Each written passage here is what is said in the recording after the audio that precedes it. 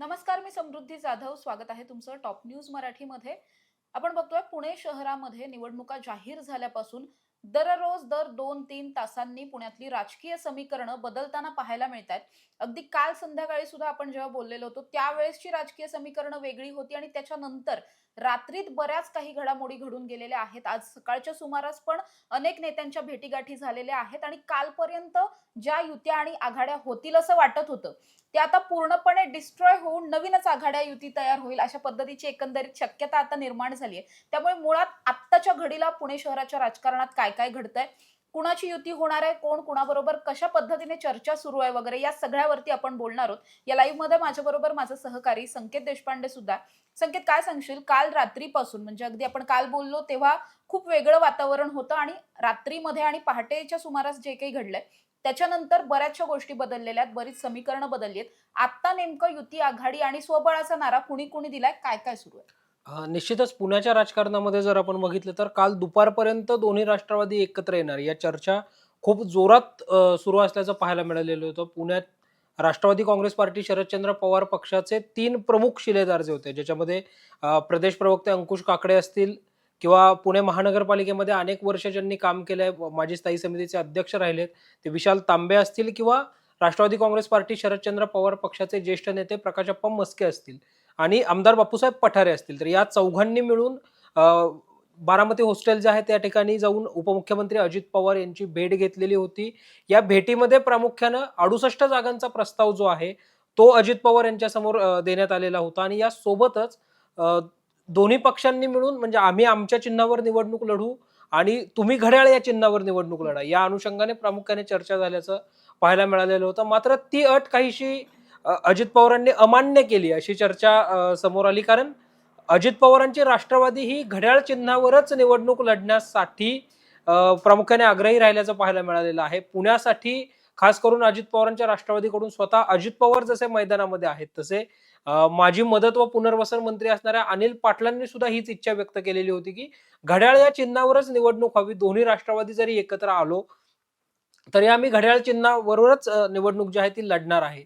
आणि या सगळ्या चर्चेनंतर काल रात्री उशिरा पुण्यातल्या एका खासगी हॉटेलमध्ये महाविकास आघाडीची सुद्धा बैठक संपन्न झाल्याचं पाहायला मिळालं आणि दुपारपर्यंत अजित पवारांच्या भेटीला गेलेले नेते जे होते ते या महाविकास आघाडीच्या बैठकीमध्ये पाहायला मिळाले आणि त्या बैठकीमध्ये सुद्धा जागा वाटपाच्या अनुषंगाने जवळपास 1 ते 14 प्रभागांच्या अनुषंगाने या महाविकास आघाडीच्या बैठकीमध्ये चर्चा झाली अशी माहिती सुद्धा समोर आल्याचं पाहायला मिळालं. लेट नाईट या सगळ्या बैठकीमध्ये महाराष्ट्र नवनिर्माण सेनेची एंट्री सुद्धा झाल्याचं पाहायला हं. मिळालेलं होतं. त्यामुळे निश्चितपणे आता दोन्ही राष्ट्रवादी म्हणून एकत्र निवडणूक न लढवता महाविकास आघाडी म्हणूनच निवडणूक लढवली जाईल. या सगळ्यावर शिक्कामोर्तब जे आहे ते जवळपास झाल्याचं पाहायला मिळतंय. मात्र ही सगळी चर्चा पुण्यासाठीची होत असताना पिंपरी चिंचवडमध्ये मात्र दोन्ही राष्ट्रवादींनी एकत्र येऊन निवडणूक लढावी यासाठी अजूनही प्रयत्न होताना पाहायला मिळतायत. म्हणजे आजचा 6वा दिवस आहे. अजित पवार हे पुण्यामध्ये ठाण मांडून बसलेले आहेत. इच्छुकांच्या मुलाखतींसह पदाधिकाऱ्यांच्या बैठका सुद्धा अजित पवारांकडून ज्या आहेत त्या घेतल्या जात आहेत. बारामती हॉस्टेलमध्ये जवळपास 12-13 तास अजित पवार हे सलग बैठका घेताना पाहायला मिळत आहेत. मात्र आज सकाळी अजित पवार हे बारामती हॉस्टेलमधून निघाले. कुठलंही पोलीस संरक्षण घेतलं नाही, कुठला ताफा बरोबर घेतला नाही, कुठलं स्क्वॉड बरोबर घेतलं नाही.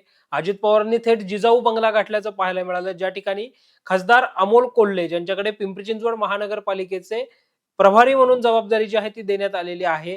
त्यांच्यासोबत त्या ठिकाणी चर्चा झाल्याचं पाहायला मिळालं. दोघांमध्येच ही चर्चा जी आहे ती झाल्याचं पाहायला मिळालं. त्यामुळे पुण्यात नाहीत पण पिंपरी चिंचवडमध्ये दोन्ही राष्ट्रवादी एकत्र येऊन निवडणूक लढवतील आणि पिंपरी चिंचवडसाठी खास करून भाजप विरुद्ध सर्व पक्ष अशी ती लढत जी आहे ती होताना पाहायला मिळेल अशी आत्ताची स्थिती आहे.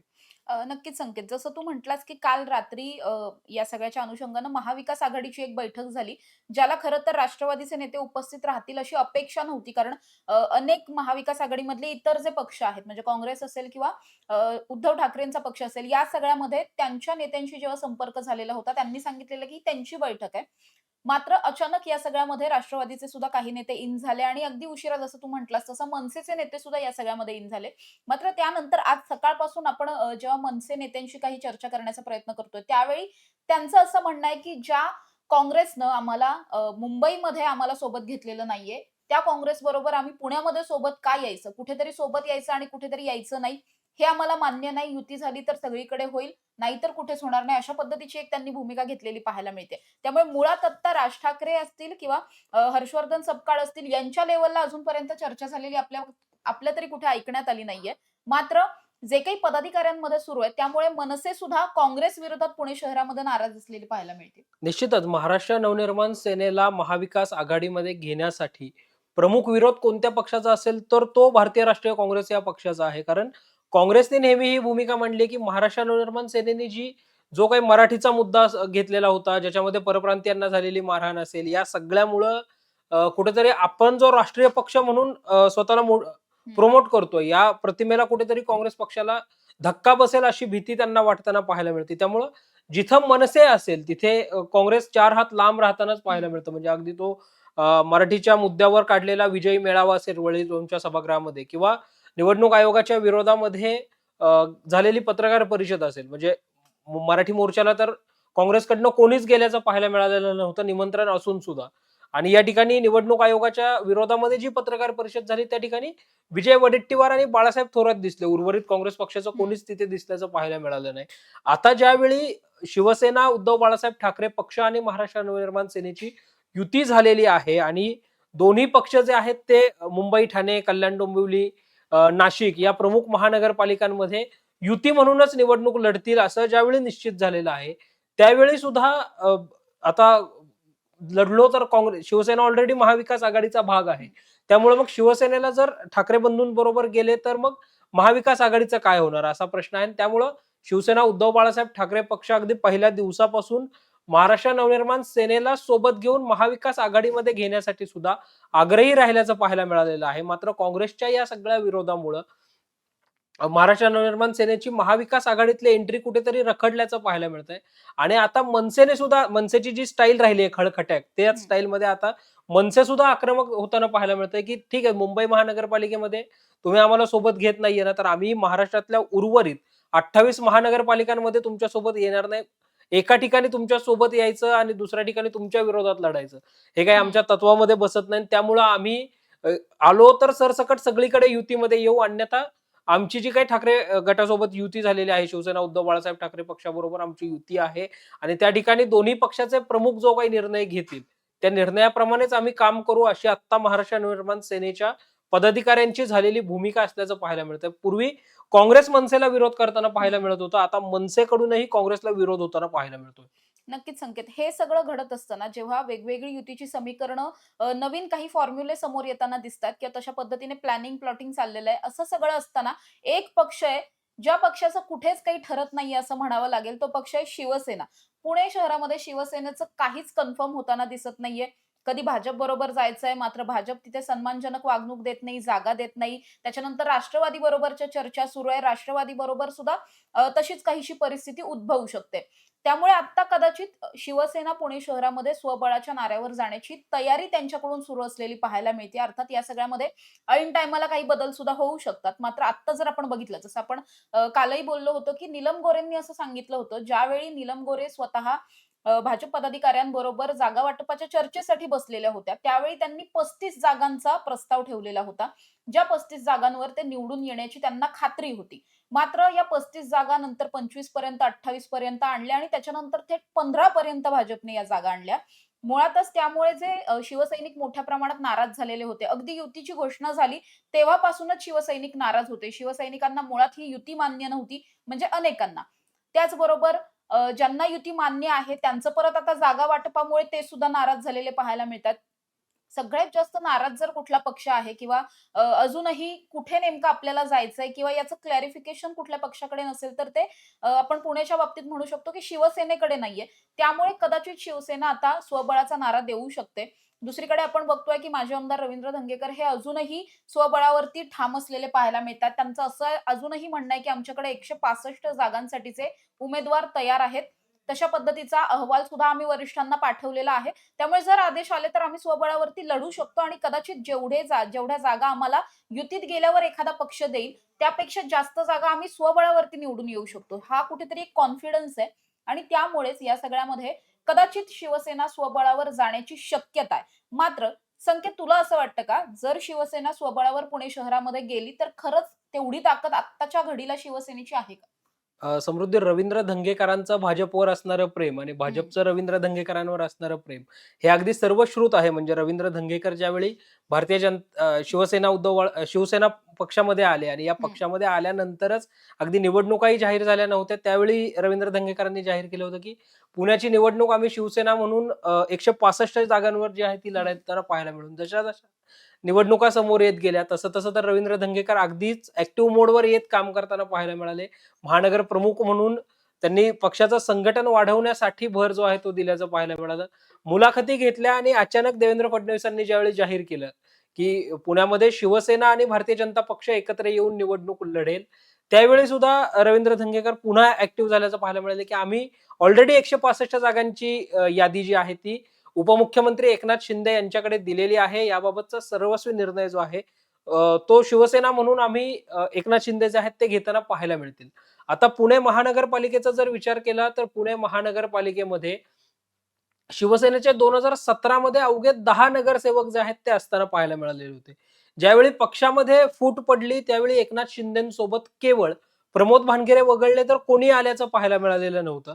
आता मात्र जशी जशी निवडणूक लागलेली आहे, निवडणूक जाहीर झालेली आहे आणि शिवसेना म्हणून ज्यावेळी या सगळ्याचा विचार केला जातो, त्यावेळी एकनाथ शिंदेच्या शिवसेनेकडे प्रमोद भानगिरेंच्या रूपाने एक नगरसेवक आणि उद्धव ठाकरेंच्या पक्षाकडे श्वेता गलांडेंच्या रूपाने एक नगरसेवक, इतकी स्थिती जी आहे ती आपल्याला पाहायला मिळते. उर्वरित जे 8 नगरसेवक होते ते भारतीय जनता पार्टीमध्ये गेल्याचं आत्ताचं चित्र जे आहे ते पाहायला मिळतंय. आणि पुण्यासाठी ज्यावेळी रणनीती आखली जाते त्यावेळी पुण्यामध्ये शिवसेनेला मानणारा एक मतदार नक्की आहे. पुण्याने जवळपास शिवसेनेला 3 आमदार दिलेले होते. अगदी विनायक निमन असतील, चंद्रकांत मोकाटे असतील किंवा शशिकांत सुतार असतील. या सगळ्या चेहऱ्याबरोबर म्हणजे शिवसेनेलाही पुणेकरांनी साथ दिल्याचं पाहायला मिळतंय. आता मात्र जी काही दुही माजलेली आहे दोन्ही पक्षांमध्ये, ते पाहता शिवसेनेची फारशी चांगली स्थिती आता शहरामध्ये नसल्याचं पाहायला मिळतंय. त्यामुळे तिकडे शिवसेना उद्धव बाळासाहेब ठाकरे पक्ष तर आघाडी करूनच निवडणूक लढताना प्राधान्य देताना पाहायला मिळतोय. इकडे मात्र आम्ही आमचं संघटन मजबूत केलेलं आहे. एकनाथ शिंदेचा चेहरा आहे आणि एकनाथ शिंदेंनी मुख्यमंत्री पदाच्या काळामध्ये केलेल्या योजना असतील किंवा आणलेल्या काही प्रमुख योजना असतील, मुख्यमंत्री तीर्थक्षेत्र योजनेपासून अगदी लाडकी बहीण योजनेपर्यंत या सगळ्याचा फायदा आम्हाला होताना पाहायला मिळेल. या कॉन्फिडन्समध्ये शिवसेना असल्याचं पाहायला मिळतंय आणि त्यातून हा शिवसेनेचा न स्वबळाचा नारा जो आहे तो दिल्याचं पाहायला मिळतंय. म्हणजे अगोदर आम्ही जवळपास 60 जागांचा प्रस्ताव दिला, नंतर आम्ही 35 जागांवर आलो आणि त्यातल्या 27 जागा भाजप आम्हाला देणार असं सांगितलं होतं. मग तो 12 वर गेला. मग चर्चा सगळ्या झाल्यानंतर आम्ही अगदी 15-16 जागा आम्हाला भाजप देईल असा जो काही प्रस्ताव आला. त्यानंतर काल रवींद्र धंगेकर यांनी उपमुख्यमंत्री एकनाथ शिंदे यांची घेतलेली भेट आणि या भेटीनंतर आता मुख्यमंत्री देवेंद्र फडणवीस आणि उपमुख्यमंत्री एकनाथ शिंदे यांच्या होणाऱ्या चर्चांवर पुण्यातल्या शिवसेनेचं भवितव्य जे आहे ते अवलंबून असणार आहे. अन्यथा शिवसेना स्वबळाचा विचारही या ठिकाणी करताना पाहायला मिळू शकेल. अजित पवारांच्या राष्ट्रवादी सोबत जाण्यासाठी सुद्धा शिवसेना आग्रही आहे. मात्र अजित पवार आत्ताच्या परिस्थितीमध्ये कुठली रिस्क घेतील आणि कुठलाही मित्रपक्ष घेऊन ते निवडणूक लढतील अशी आत्ताची तरी स्थिती नसल्याचंच पाहायला मिळतंय. नक्कीच संकेत, आत्ता जर आपण बघितलं म्हणजे आत्ताच्या लाईव्ह या सगळ्यात काय काय घडतंय, करंट सिच्युएशन काय, तर करंट सिच्युएशनला भाजप आणि शिवसेनेची युती जवळपास फिसकटलेली आहे. दोन्ही राष्ट्रवादींची युती फिसकटलेली आहे. भाजपने इतक्या मोठ्या प्रमाणात पक्षप्रवेश करून घेतलेले आहेत की भाजप आता स्वबळावरती पुणे शहरामध्ये जाऊ शकतं, इतकी ताकद त्यांनी गेल्या काही दिवसांमध्ये निर्माण केलेली आहे. आधी सुद्धा ऑलरेडी ताकद होती, मात्र जी मॅजिक फिगर घ्यायची आहे आपल्याला, निर्माण करायची आहे म्हणजे 83 ची, ती कदाचित होऊ शकते. इतका आकडा त्यांचा कदाचित बसू शकतो आणि त्यामुळे ते जर शिवसेना सोबत नाहीच आली तर मग कदाचित स्वबळाचा नारा भाजपकडून सुद्धा दिला जाऊ शकतो. दुसरीकडे शिवसेनेचं सुद्धा तसंच आहे.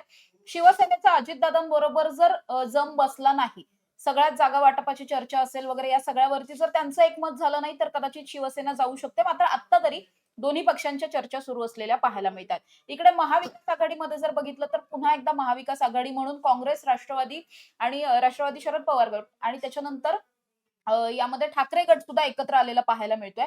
असं सगळं असताना मनसेला कदाचित सोबत घेण्याच्या चर्चा अजून तरी अधांतरी आहेत. घेतील नाही घेतील किंवा मनसेच सोबत येईल किंवा नाही येईल असं सगळं थोडंसं तळ्यात मळ्यात असलेलं दिसतंय. त्याचबरोबर हे सगळं सायमल्टेनियसली घडत असताना दुसरीकडे आणखी एक तिढा जो आहे तो निर्माण झाला. तो याकरता निर्माण झाला, की दोन्ही राष्ट्रवादी एकत्र येणार होत्या. त्यामुळे तत्कालीन शहराध्यक्ष असलेले प्रशांत जगताप हे प्रचंड अस्वस्थ होते. त्याच सगळ्यावरती बऱ्याचशा चर्चा झाल्या. राष्ट्रवादीनं सुद्धा म्हणजे अगदी शरद पवार गटाचे जे पदाधिकारी समोर येऊन बोललेले होते, नेते बोलले होते. त्या सगळ्यांनी बोलताना सुद्धा इतकं कॉन्फिडन्सली बोललेलं होतं, की जर 95% कार्यकर्त्यांना मान्य असेल, तर मग आपण कशासाठी अशा पद्धतीने एखाद्या काही कार्यकर्त्यांची जर या सगळ्याला विरोध असेल, तर असं होऊ शकत नाही. हा पक्ष सर्वानुमते चालतो वगैरे असं सगळं बोललेलं होतं आणि बहुमतावरती पक्ष चालतो वगैरे असं सगळं त्यांनी बोलल्याच्या नंतर आपल्याला पाहायला मिळालं, की ही युती होतीये असं वाटलं आणि अचानकच काल दुपारनंतर युतीची चर्चा फिसकटल्याचं पाहायला मिळालं. इव्हन आज जसं तू म्हटलास, की अंकुश काकडे प्रवक्ते आहेत. स्वतः ते सुद्धा असं म्हटले, की कदाचित ही युती आता होणार नाहीये. या सगळ्यामध्ये प्रशांत जगताप यांचा मात्र बळी गेला असं वाटतंय का? प्रशांतदादांनी थोडासा लवकर त्यांनी हा निर्णय घेतला बाहेर पडण्याचा आणि मग तिथून पुढे त्यांनी काँग्रेसमध्ये सुद्धा आता ते पक्षप्रवेश केलेला आहे. त्यामुळे आता ते जिथे गेलेत तिथून परत फिरणं तर अशक्य आहे. त्यामुळे प्रशांतदादांनी थोडासा लवकर निर्णय घेतला असं वाटतंय का? समृद्धी, या सगळ्यामध्ये प्रशांत जगतापांनी लवकर निर्णय घेतला का? या सगळ्यापेक्षा राष्ट्रवादी काँग्रेस पार्टी, शरदचंद्र पवार पक्षानं हा निर्णय जाहीर करायला उशीर केला हं, का? किंवा हं. मग प्रशांत जगतापांना बाहेर पडायचंच आहे यासाठी ती सगळी परिस्थिती तयार राष्ट्रवादी काँग्रेस पार्टी, शरदचंद्र पवार पक्षाने केली का? असा सगळा हं. प्रश्न सुद्धा इथं उपस्थित होताना पाहायला मिळतोय. जर मग तुम्हाला माहिती होतं की अजित पवार हे पाठीमागे येणार नाहीत, मग अजित पवार हे घड्याळ चिन्हावरच निवडणूक लढण्यासाठी तयार होतील, तर मग हा सगळा घाट किंवा ही सगळी चर्चा घडवून का आणली गेली? आणि मग काल ज्यावेळी प्रशांत जगताप यांनी काँग्रेस पक्षामध्ये प्रवेश केला आणि अ, नेहरू गांधी विचारधारा हीच माझ्यासाठी महत्वाची विचारधारा आहे आणि मी आता आयुष्याच्या शेवटच्या श्वासापर्यंत काँग्रेसमध्ये राहीन, असं ज्यावेळी प्रशांत जगतापांनी जाहीर केलं, त्यानंतर मग या सगळ्या घडामोडी ज्या आहेत त्या बदलत गेल्या आणि मग आता आज अंकुश काकडेंचं एक विधान आहे, की आम्हाला खासदार आणि राष्ट्रीय अध्यक्षा सुप्रिया सुळे यांनी सांगितलं, की आता महाविकास आघाडी म्हणूनच आपण निवडणूक लढली पाहिजे आणि मग महाविकास आघाडी आपला मित्र पक्ष आहे. मग प्रशांत जगतापांची तर थेट सुप्रिया सुळे यांच्याबरोबर सुद्धा चर्चा झालेली होती. शशिकांत शिंदे यांच्यासोबत सुद्धा चर्चा झालेली होती. मग त्याच वेळी हा शब्द जर प्रशांत जगताप यांना मिळालेला असता, की तुम्ही काही काळजी करू नका, आपण महाविकास आघाडी म्हणूनच एकत्र लढणार आहोत. कारण प्रशांत जगतापांची एकमेव हीच अट होती, की दोन्ही राष्ट्रवादी आपण एकत्र येऊन निवडणूक लढता कामा नये. आपण अ, महाविकास आघाडी म्हणून जी काही निवडणूक पुढे लढली पाहिजे. या सगळ्या अनुषंगाने प्रशांत जगताप यांची भूमिका होती. त्यांनी तर प्रेझेंटेशन सुद्धा मांडलेलं होतं, हं. की महाविकास आघाडी म्हणून निवडणूक लढलो तर काय आपल्याला फायदा होऊ शकतो, दोन्ही राष्ट्रवादी म्हणून एकत्र निवडणूक लढलो तर काय फायदा होऊ शकतो. त्यांनी जे लॉजिक मांडलेलं होतं, की दोन राष्ट्रवादी म्हणून आपण एकत्र लढलो आणि अजित पवारांच्या राष्ट्रवादीचे उमेदवार जर उद्या निवडणूक झाल्यानंतर पुन्हा भाजप बरोबर गेले तर आपण उभं केलेल्या संघटनाचं काय होणार? आपलं संघटन कुठेतरी खचून जाईल, आपले कार्यकर्ते खचून जातील आणि म्हणून आपण या ठिकाणी दोन्ही राष्ट्रवादी म्हणून एकत्र निवडणूक लढता कामा नये, अशी सगळा प्रशांत जगताप यांचा तर्क जो आहे तो असल्याचं पाहायला मिळालेलं होतं. जर कदाचित अ, योग्य वेळी योग्य निर्णय झाला असता तर प्रशांत जगताप हे आज राष्ट्रवादी काँग्रेस पार्टी, शरदचंद्र पवार पक्षामध्ये असते. प्रशांत जगताप यांच्या जाण्यामुळं आता राष्ट्रवादी काँग्रेस पार्टी, शरदचंद्र पवार पक्षावर बिना शहराध्यक्षाची निवडणूक लढण्याची हं. वेळ जी आहे ती येऊन ठेपलेली आहे. त्यामुळं हा सगळा निर्णय घेण्यात कुठेतरी राष्ट्रवादी काँग्रेस पार्टी, शरदचंद्र पवार पक्षानं उशीर केलाय असं वाटतंय. नक्कीच संकेत आपण बघतोय, की आज प्रचंड मोठ्या प्रमाणात उलथापालथ जी आहे, ती आज दिवसभरात घडणार आहे. आपल्या सगळ्यांनाच या सगळ्यावरती प्रचंड लक्ष ठेवावं लागणार आहे. नेमकं काय-काय घडतंय, कुठे नवीन समीकरणं बसतायत, कुठे नवीन काही गणितं होतायत. या सगळ्याचं जे काही विश्लेषण असेल किंवा जे काही अपडेट्स असेल, ते आपण टॉप न्यूज मराठीच्या माध्यमातून मांडणारच आहोत. मात्र आता या सगळ्याच्या नंतर सुद्धा आज जर आपण बघितलं तर प्रशांत जगताप हे पहिल्यांदाच पुणे शहर काँग्रेसमध्ये येणार आहेत आणि त्यानंतर ते माध्यमांशी सुद्धा बोलणार आहेत. त्यामुळे प्रशांत जगताप काय बोलतात याकडे सुद्धा लक्ष लागलेलं आहे आणि दिवसभरामध्ये नेमकी युतीची समीकरणं कशा पद्धतीनं बदलतात याकडे सुद्धा सगळ्यांचंच लक्ष लागलेलं पाहायला मिळतंय. अशाच ताज्या आणि महत्त्वाच्या बातम्यांसाठी तुम्ही पाहत राहा टॉप न्यूज मराठी. आपला महाराष्ट्र, आपली बातमी.